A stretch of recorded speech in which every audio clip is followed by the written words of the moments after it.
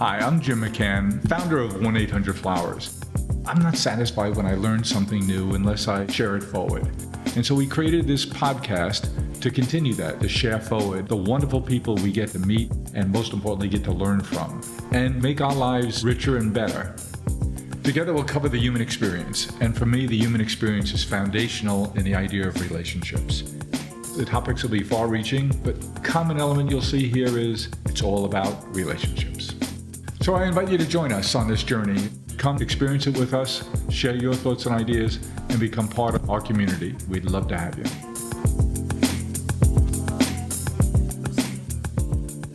David Siegel's a friend of mine. We worked together on the same team for a bunch of years, and he's written a terrific book called Decide and Conquer. And you're having great success with it, David. It's just amazing to see. And of course, you, like Steve Jobs, now have a new permanent uniform. It's a black t-shirt, only yours says Meetup on it. His did not say Apple, but that's the only departure from the he didn't need to Jobs say way Apple. of doing things. He didn't need to say Apple. I think everyone knows Apple. Not everyone necessarily knows me. Everyone knows Steve Jobs, and certainly not that many people know David Siegel. So. Well, soon. So what prompted you to write this book? And I really enjoyed it, by the way. Ah, so glad. And you listened to it, right? Or did you read it? Oh, wow. Okay. Most recently, I was listening. Okay, wonderful.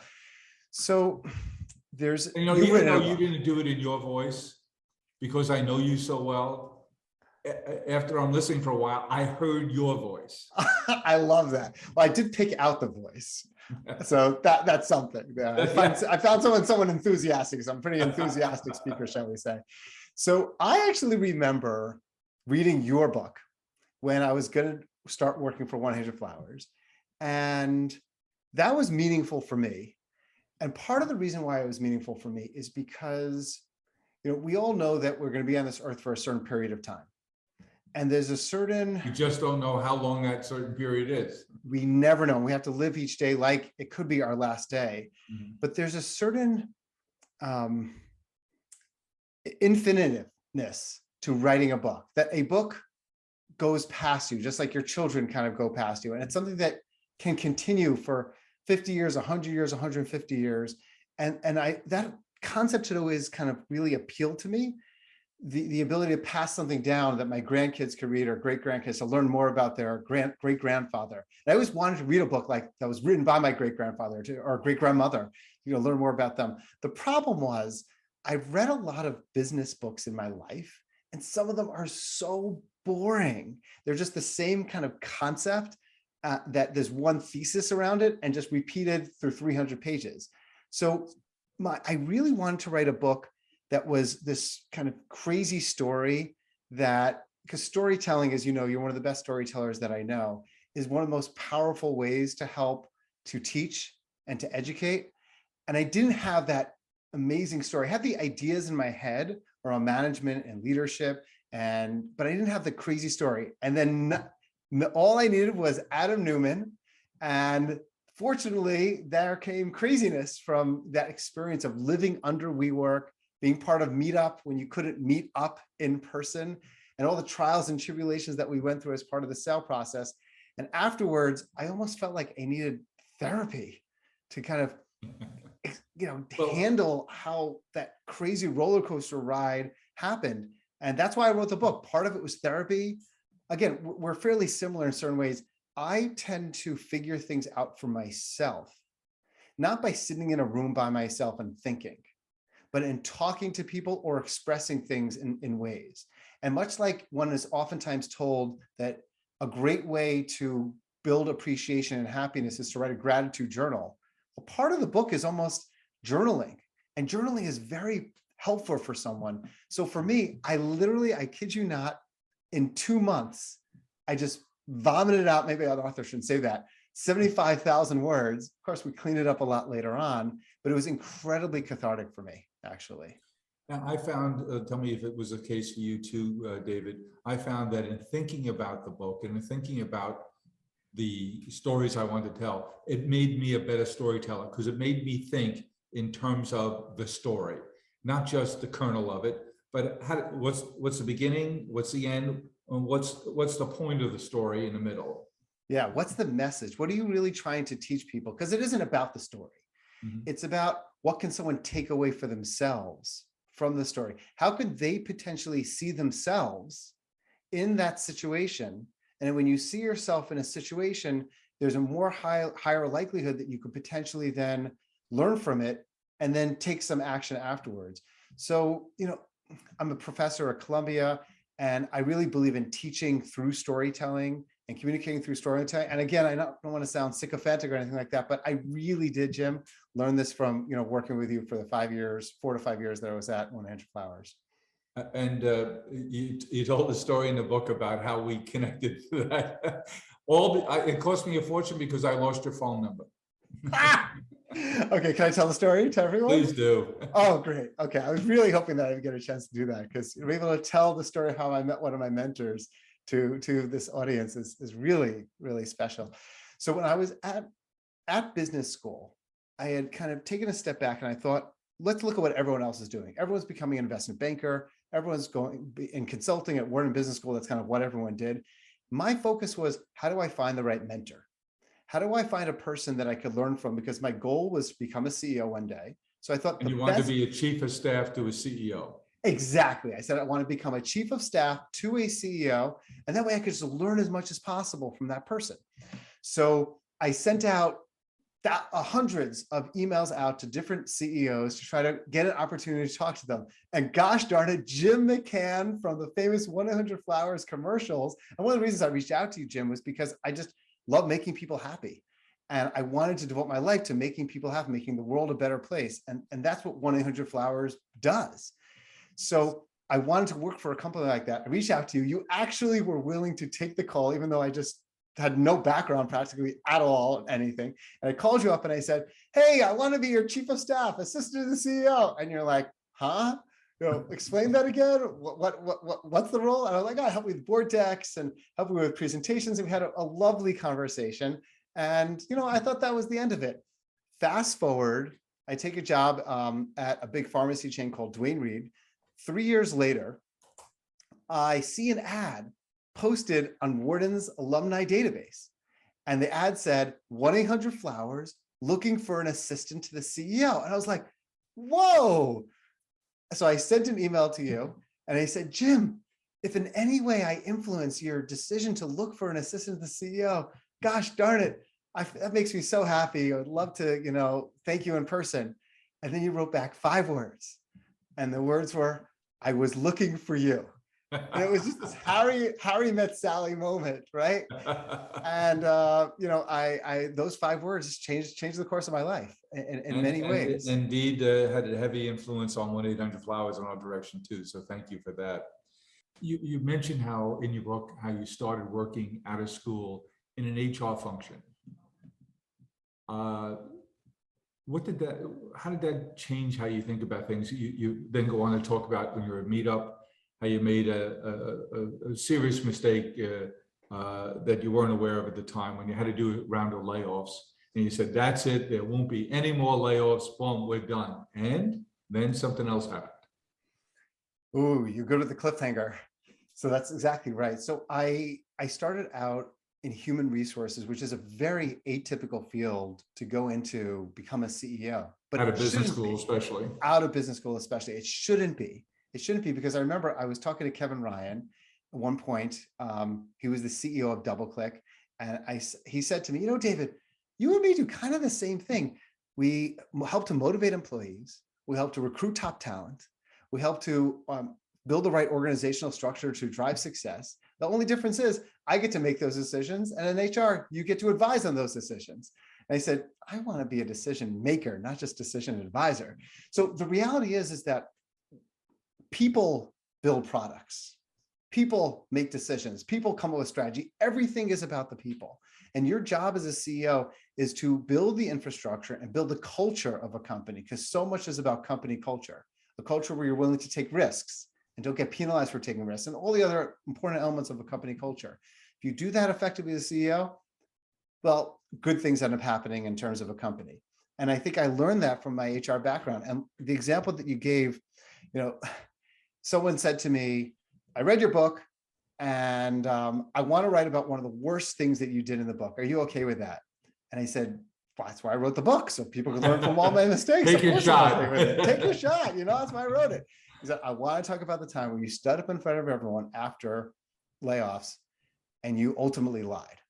And I said, I really want you to write about this, because the reason, so what happened is we unfortunately had to lay people off. I joined after only a couple of months. The company was losing $18 million. It was totally unsustainable, much like WeWork's business model at the time.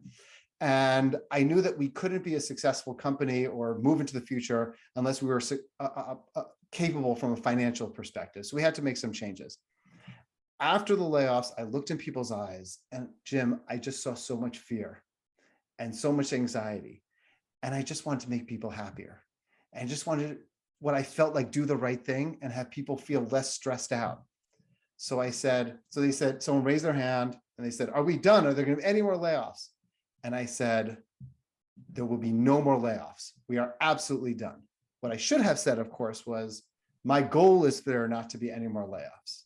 Sometimes trying to be quote unquote overly nice is actually not nice. Yep. And the most important thing is to be kind, not nice.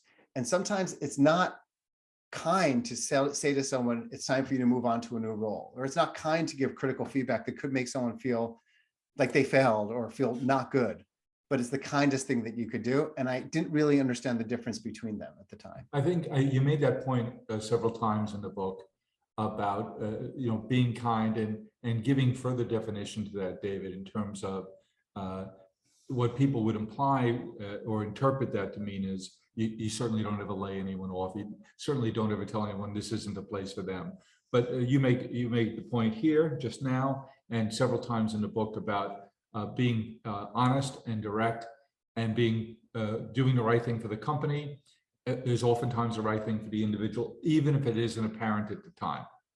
So I have there was a mentor of mine recently passed named Ed Miller, who used to run Chase. He was a president of Chase and Chemical Bank before that. And he taught Chris and I a valuable lesson, which was the most important thing you can do is if the person is in the right job, be honest with them, be direct with them, and tell them, here's your strengths, here's your weaknesses, here's why it's not the right spot for you. And say, I'm willing to help you with a reference, I'm willing to help you with introductions to get you into a place that is right for you, but this is not the right place. Have you had that exact circumstance in your business career now that you've had to have those conversations? Oh, absolutely. I call them transparent separations. And when I was at Investopedia, there was an executive on my team who was really struggling, and he was unhappy.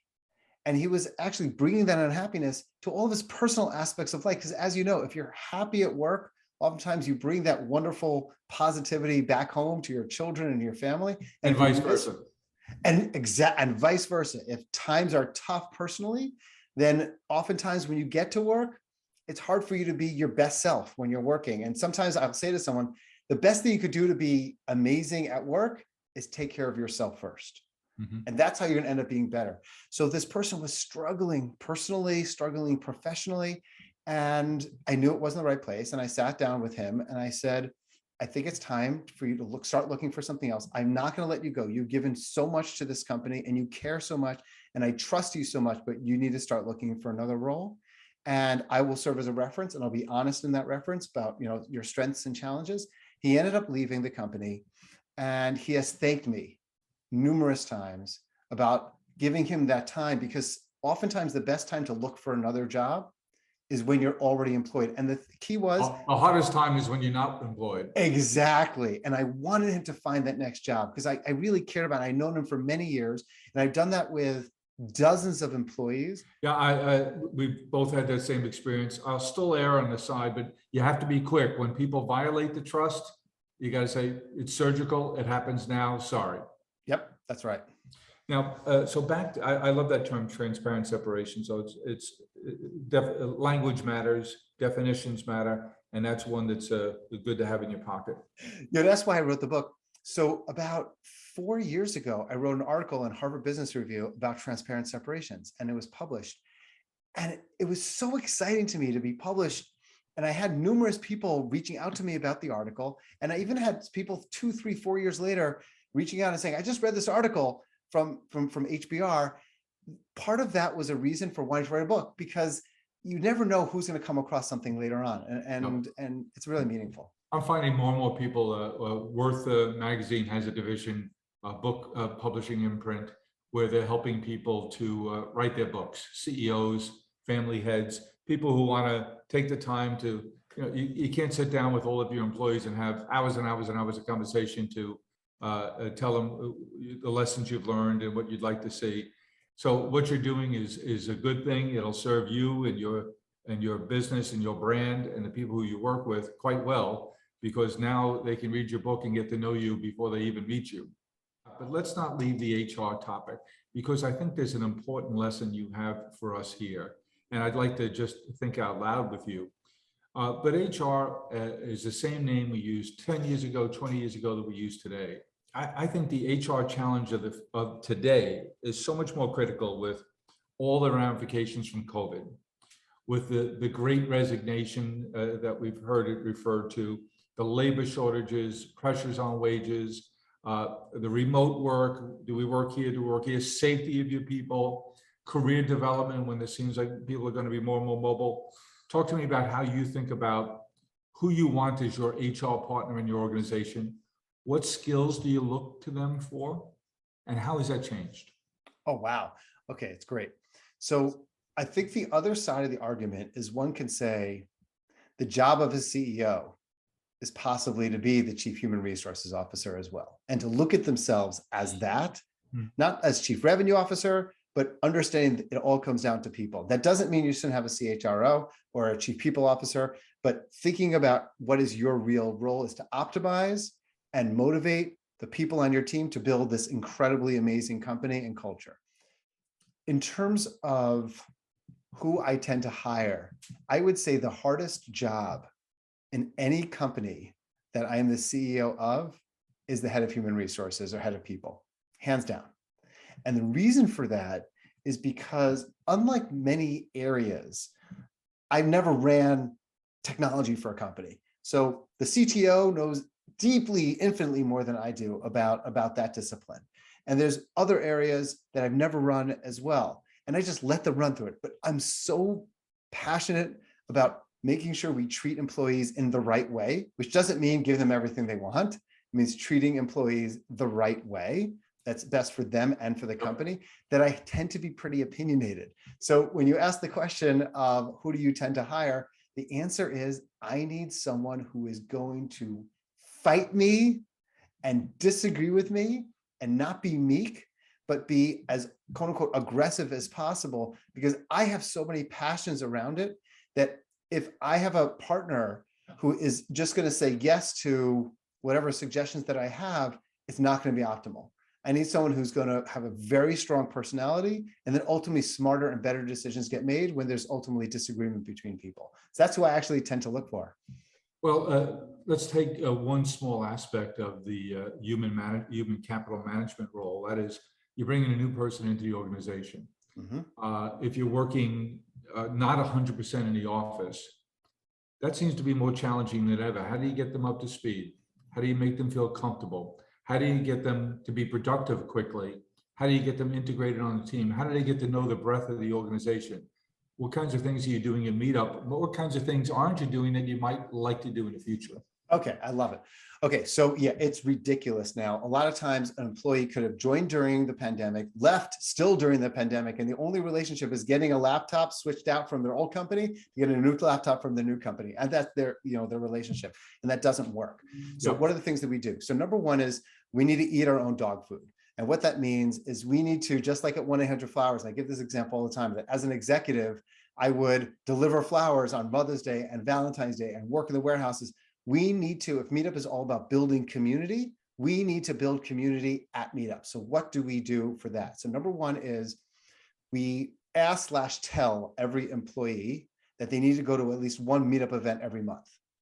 And then we created a Slack channel where people are sharing their experiences of going to Meetup events, how that event happened to change their life and change their experience, much like when I would deliver flowers and I'd see the happiness that it actually brought to people. We need to We need to be using our product to build community. So that's kind of one thing that we do within Meetup to really build that process. Now, when people are in person, we have something called, we have an all hands meeting, and some organizations do all hands meetings once a month, once a quarter. We have an all hands meeting every other week. Every other week, we have an all employee meeting. And the purpose and now it's not in person, it's partially in person? Actually, that's what we do. So every other meeting, we get the entire company to come together anywhere in the New York metro area to a hotel, because we actually don't have an office here. We're about to have an office finally next month. Get everyone to come together in person. And we do a hybrid event where some people are remote and some people are in person. And then we offer free breakfast for everyone, and then free lunch for everyone, and then hangout time and community building time and relationship building time during that time. So even when people are remote during the pandemic, almost every month, except for when the pandemic was particularly acute, every month we had an in-person opportunity of someone getting together. Because if we're not prioritizing community and we're all about community, then we failed ourselves and we can't satisfy the needs of our organizers, our members, and certainly our employees. So that's something. We actually have something called, we're in person, called Treat Up, which we would get everyone together and have treats, and like 3 o'clock treat up time. And we'd also have something called Eat Up. It just changes the dynamics of kind of community when you're breaking bread together. Absolutely, and, it does. And it's so important. So just getting into the psychology of how people could feel connected. And oh, by the way, it's the right thing to do, but it's also the right thing to do in terms of retaining people. Because why is there the Great Resignation? The answer is a loss of community at work. And you're in the community business. And when Scott founded the company back 20 years ago, 20 plus years ago now, it was with the idea of using technology to foster new kinds of connectivity and a connection / meetups. How is that changing, and how you changed the financial structure of the company, which was desperately needed. You took some big, bold risks there, but we'll come back to that. Let's talk about what it is you do. Tell me about Meetup, its impact on people. You and I share an interest in helping people socially. Maybe it strives from your shyness as a kid, my shyness as a kid. We both confess to that. Absolutely. And, one of the things I always stress with my kids who were shy themselves, I said, the best way to overcome shyness, you're at a cocktail party, go see someone who's standing alone and go introduce yourself to them because they're struggling. Always act as the host. If you're throwing a party at your home in Westchester, you're going to be going out of your way like a whirling dervish to make sure that people are having a good time, that they're involved in conversation, they're having a good time.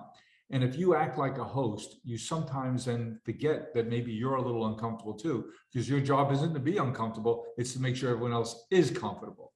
Talk to me about how Meetup helps people with shyness, with loneliness, all exaggerated by what we've gone through in the last 2 years. And just because you're in a crowd does not mean you're not lonely, because sometimes loneliness in a crowd is even more painful.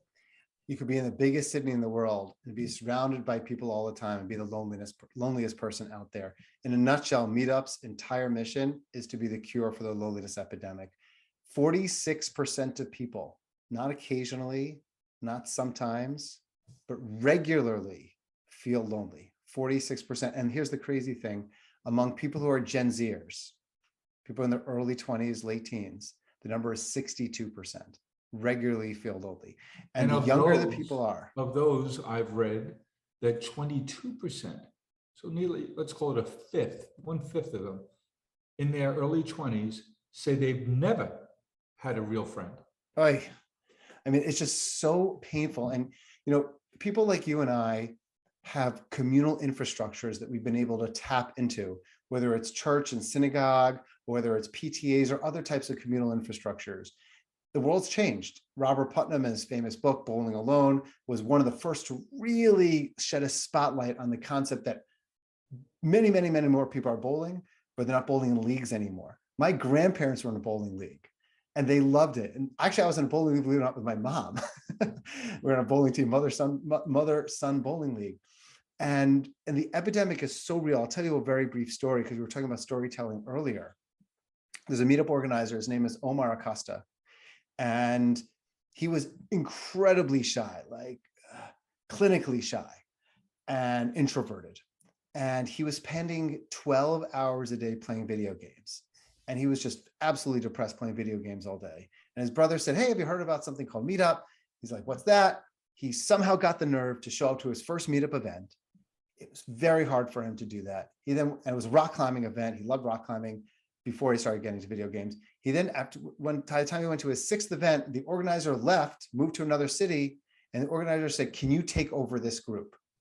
This super introverted person. So we're talking about leadership before, and the advice that you give your son or your children, excuse me. And he takes over the group. In the last 10 years, they have now had close to 1,000 events and 6 marriages. It's not a singles group, 6 marriages. He's told me he's on his way to his 6th wedding of people who met from this Meetup group. And even though he's still an introvert, of course, he took on a leadership role, and it's completely changed his life. He doesn't feel lonely anymore. There's another person I met, David Good. I couldn't believe this. He sent me a note, and his mother had just passed away. And he said, "If not for Meetup, I wouldn't have been surrounded by all these friends during this very hard time." And it's not about Meetup, because Meetup isn't more special than anything else. It's simply about community and finding your community where you could be your authentic self, not your fake self, not the person that other people, your parents or whomever wants you to be, but your true self. That's what's really most important. The best things happen when you're able to share them with other people who share your passions. Last week, I did something that I do once a year. I go up and spend an afternoon with the graduating second years in the Yale School of Management class put on by the fabulous Jeff Sonnenfeld, who's the Associate Dean at Yale School of Management. I was with 3 other people who were remarkable leaders. So the 3 people I presented with last week were Nigel Travis, a very accomplished CEO, last ran Dunkin' Donuts, Mickey Drexler, the merchant prince who created Gap and Old Navy, and didn't create it, but made it what it is. And then Helene Fox from CVS. And Helene is running for governor of Rhode Island now. Oh. And she's running for governor of Rhode Island because she had a 25-year successful career at CVS. And now she's back in Rhode Island and running for governor in the primaries there in September, I believe it is. Helene was a part of the team that decided that CVS should become CVS Health. And if it's going to be CVS Health, it had no business being in the business of selling tobacco products. She thought it was a moral time bomb. And so she was part of the team that recommended and implemented the elimination of $2 billion in revenue, which was highly profitable because it wasn't on mission for them. That takes incredible courage. It also takes a thick skin to deal with your investors, but it cements her moral foundation.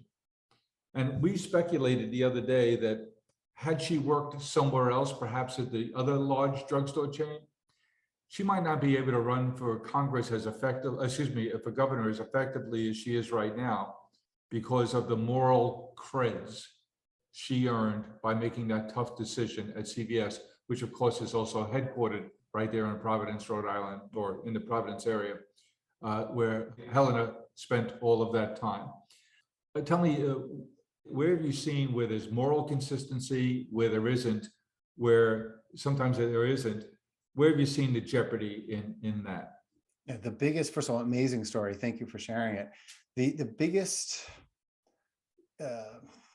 challenge is always around short-term revenue and short-term profit.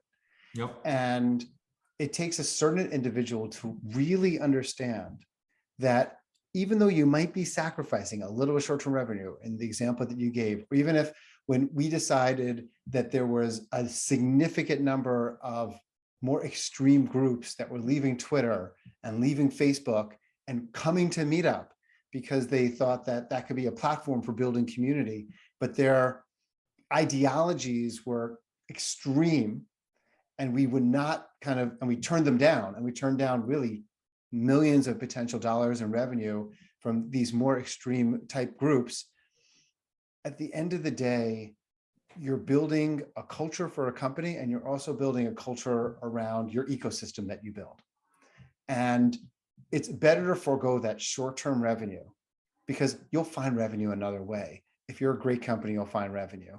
And kudos to her for doing it. And ultimately, the number of stories that I've heard and that I've personally experienced around just doing the right thing, it matters. Because you know what? Employees see everything. They see everything. And the number of CEOs that delude themselves into thinking they could hide something from an employee, it's just, it's impossible. So the best thing you could do is therefore to be as transparent as possible. And more important, to be transparent about the bad and the ugly than to be transparent about the good. Because the way that you really build trust is by sharing the bad and the ugly. So for example, when we had to have these layoffs, everyone, all the employees said, I didn't even know we were losing any money. I didn't know we weren't doing well as a company. I just heard we were doing great. So every month we open up our entire financials to the organization, and anyone could see it. We have, I'm on now 30, 40 different reports. And I tell every employee they could get any report in the company that they want to. And here are the list of all the reports that I get. Just sign up for the reports and you can get it. The more that people learn and the more that people know, the better decisions that they make. And then ultimately, you know, a little bit of pain, but you get the benefit later on. Let's solve another problem. Let me ask you to solve another problem. Attendance in church, participation in religion is declining and has been for a long, long time. Mm-hmm. How do we fix that? How do they fix it? I was born and raised Catholic. You were born and raised Jewish. You became actually more religious, I believe, than your parents as a result of a mitzvah you made to Israel as a young man. What is the challenge for religious leaders today? There are a few very successful, but most are struggling for participation. You're now hired to advise the world's religions on how to become more relevant in a very different time. How do churches become relevant by helping people with the issues that matter to them today? Great. So I think people oftentimes get caught up in tactics and not in what the long-term goal actually is. And for most religions, the long-term goal is to bring people closer to God. And there's lots of different tactics that people can do, but that's a goal that many people that in our religion have. And the way in which people can feel a greater connection to spirituality is just different today than it used to be. Yes. So the big churches and the big temples and the big mosques, et cetera, where there's, you know, someone preaching to 1,000 people, that is not going to resonate for people, and small groups matter. Has there been an intersection there? Oh, absolutely. Because if you go to a religious ceremony and it's 800 people, you're going to feel awfully lonely there if you don't know anyone else. And so it's actually exaggerating the problem. So where has inspired religious leaders used Meetup to help accomplish their goal of bringing people into community in order to bring them closer to God? Beautiful. So we have many different religious leaders from all different religions. We'll have 8-person groups, 10-person groups, and they get together and talk about an interesting topic that may have been, you know, gay, LGBTQ and religion. What does it mean? Yeah. Talk about those types of real topics that are on people's minds, but doing it in a safe, small, interactive kind of way. That's what actually works. So how will people get more attracted? They'll get attracted to religion. Why? Because they can be attracted to the people whom they're meeting in that religious discipline. The way to get attracted to the people that they're meeting is smaller group gatherings as opposed to these mega type opportunities. All right, so get down and gritty here. She's a wonderful religious leader. She's in a nice community. She's got, you know, some decent little facilities. How does she form those groups? How does she get that first 10 people to come together for an interesting conversation? Okay, so I'll give you the example of Lululemon. Lululemon succeeded as a company. Take it out of religion for a second, because they built all these brand ambassadors. You mean it's not a religion? you would think how much people love those, $200, Yoga pants. leotards, yoga pants. That it could be if people are willing to spend that kind of money. But it's a great product. It's a great product. So I don't want to say anything disparaging about the product certainly at all. But what they did is they built a brand ambassador program where they got every single they gave these great yoga pants and etc. to yoga and Pilates instructors, and they built this ambassador program. And that means that each of them became leaders, just like we talked about earlier. So what could religious leaders do? What a religious leader can do is they could say, my job is to find other leaders to help those leaders to build smaller groups among them. Because I, as a person, can't do more than maybe 40 groups, 1 hour each, an entire week. But I can find an army of 100, 200, 300 people who could each potentially have small group gatherings in their homes or in libraries or in Starbucks offices, Starbucks, wherever it is. And I'll create the potential curriculum or conversations that people could have, and they can then decide what they want to do. So I think, the old school way of calling it is like a train the trainer thing, but I think building people who could then lead others and the community of leaders, to me, is the path. That's what I would suggest. In my very, very, very humble. So in practical terms, this pastor has this nice little church there. He or she should be working with you to say, hey, I have the space. Why don't you come bring your meetup meeting here? Absolutely. Any pastor could do that. And we are always looking for spaces and venues for where you could host a meetup event. And then, people's then association with going to a church or doing something at a church can be that much more powerful. Sure. And it breaks down barriers, because for so many people, their experiences in religion were not positive experiences, unfortunately, as kids. And then they take it to adults and they don't necessarily want that same thing for their kids. So how do you create those positive experiences? Do positive things within, those venues and those confines. So next topic we wanted to touch on was your relationship with that crazy founder that you respect so much, Scott Heiferman. And in the book, you talk about how you needed to give some separation. You wanted the best of Scott, but you needed to take the reins of the place yourself. So you talked about how you changed out some people. You asked Scott to take a leave, but then Scott wrote a beautiful letter to his team, asking them to trust you and to turn to you as the new leader, but he would still be there as a founder and be back and active as a founder. But first they needed to invest in you. Yeah, the founder is the heart and soul of a company. And it doesn't matter whether that founder has left the company 5 years ago, 10 years ago, or whatever time ago. The DNA of the founder and the DNA of the company, as you know, Jim, better than anyone, are just inextricably linked. We have our 20th anniversary celebration on June 14th of this year, and very shortly. And the only two people who are going to be speaking are myself as a CEO, and before me is our founder, Scott Heiferman. And he deserves that. And Meetup deserves that, because the founder is so deeply important. The founder keeps the company's moral compass. That's what I've always believed. It's very easy for a number two person to come in and focus, like we said earlier, on revenue and on profit. And as a publicly traded company, there's tremendous pressure to be focused on those things. And there should be. You should focus on those things. And those are really important. But how do you make sure that we never lose our moral compass? It's continuing to keep the founder abreast of everything happening within an organization. But at the same time, a new leader can't lead if the founder, who has 16, 18 years of experience in the company, is there at all times.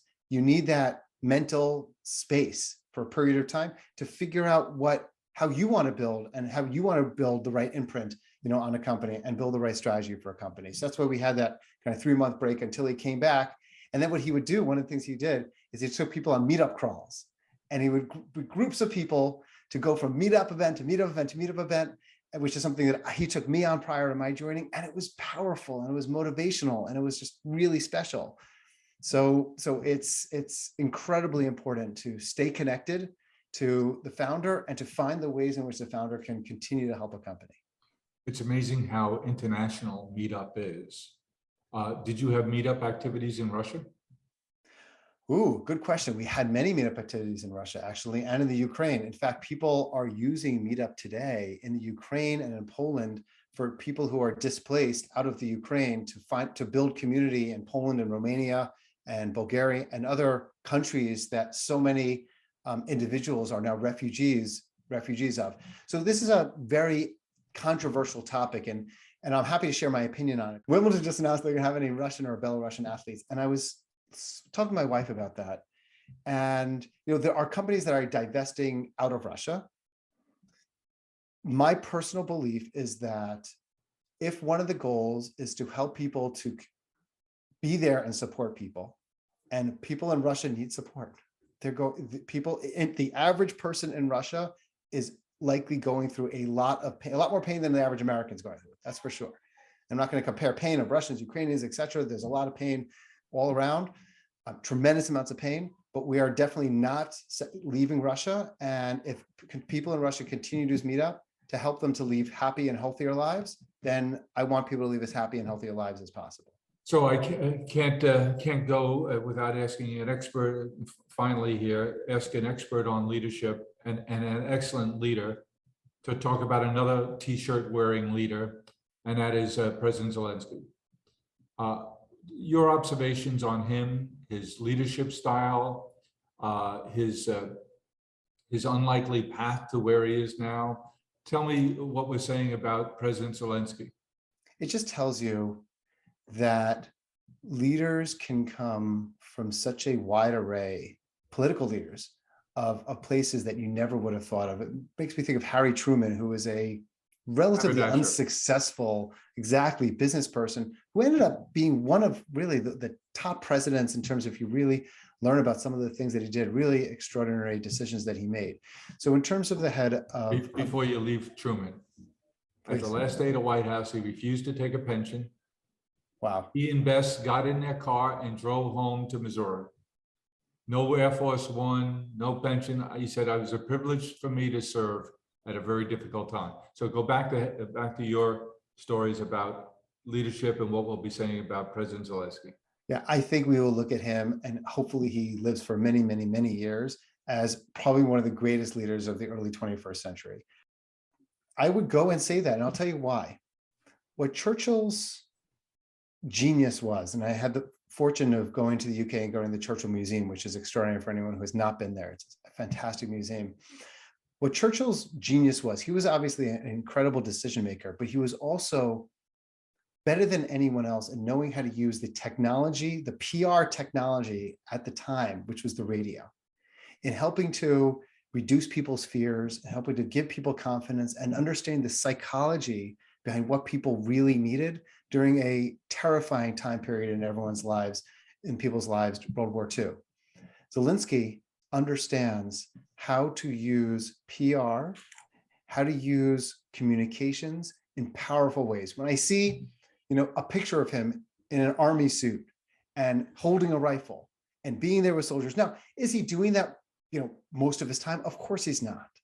But the fact that he decided, I'm going to spend some of my time doing that, and I'm going to share with others what's really important in fighting for my country, that's important. The other thing is he is bold. The book we talk about, being bold. He is willing to call out world leaders, the president of the United States, world leaders, and tell them they are not doing enough. He's not sycophant. He's not worried about upsetting people. He is saying, I am here to do everything that I possibly can to support the needs of my people. And talk about, I don't know what his approval rating is, but I am sure it's higher than, I don't want to be the one running around taking a poll. I would not want that role either, but he really is extraordinary. And I think every leader can and should learn from him. Well, I think everyone can and everyone should as well. I think it's important for us to point out to young people today, I'm doing it with my kids and my grandkids, watch this man. This is a lesson for the ages in terms of, as you say, being conscious of what the media availability is to you, how your voice, your demeanor, the green T-shirt you wear, the fact that you are bold, as you've encouraged so much in your book, Decide and Conquer. All of it matters. How you appear, your tone of speech, the vocabulary you pick, everything is important to leading people, 40 million people, in a time of the most amazing challenge and peril that they could ever face. And here they are doing remarkable things as a result of remarkable leadership. You're talking about David and Goliath, and the amount of just incredible belief that they can survive, they can fight off Russia, and the success so far, and God willing, hopefully to continue. I hope and pray that it will continue, and his leadership is an enormous part of that. Well, I'm gonna rescind my comment that was the last thing we talked about, because I have one more question for you. What's the current count on number of countries visited? I asked that because David, in his youth, decided to try and visit as many countries as he could, and he has a couple of other buddies he's done this with. Tell us the current count. So my general goal is I always need to have more countries than my age, because although I might live to over 100, I'm probably not going to. So I always have to be one country more than my age. So since I'm 47 years old, I have 48 countries right now. So I'm getting close. So before my next birthday in about 7 months, I need to make sure I hit another country. I gotta go somewhere. Gotta go somewhere new. So I'm always one country ahead at least. David, your book, Decide and Conquer, was a treat to read and to listen to. I encourage everyone to do just that. Decide and Conquer. You have 44 lessons that you've learned so far, and I suspect there's a second edition possible, because as we can tell from our discussion today, you're still a learner, and that's a terrific thing, because when you are 104 and you're going to your 105th country, there'll still be opportunities to learn, and you live that great. I'm so fond of the years that we had to work together, so proud of what you accomplished for us, so proud of what you've accomplished since us, what you've done with Meetup. I can't wait for the next chapter in your life, never mind in your book, but I'm proud to be your friend and admirer of you and all you've accomplished, and thank you for bringing these 44 wonderful lessons to the community that has this important interest in everything you have to talk about. A lot of it happened because of your mentorship, and I really do mean it. And I thank you sincerely. You're just being kind. I'm being truthful. Thanks, buddy. You too. Well, I hope you enjoyed what you heard, and I know I'll be sharing it forward. I hope you get to as well. Let's keep the conversation going. Follow me along on Twitter at Jim1800Flowers and on LinkedIn at Jim McCann. Hope to talk to you soon. Thank you for listening to Celebrations Chatter. You can join our community by reaching out at chatter@celebrations.com. And while you're at it, tell us what topics you'd like us to explore here on the Celebrations Chatter podcast. Thank you for listening, and don't forget to share it forward.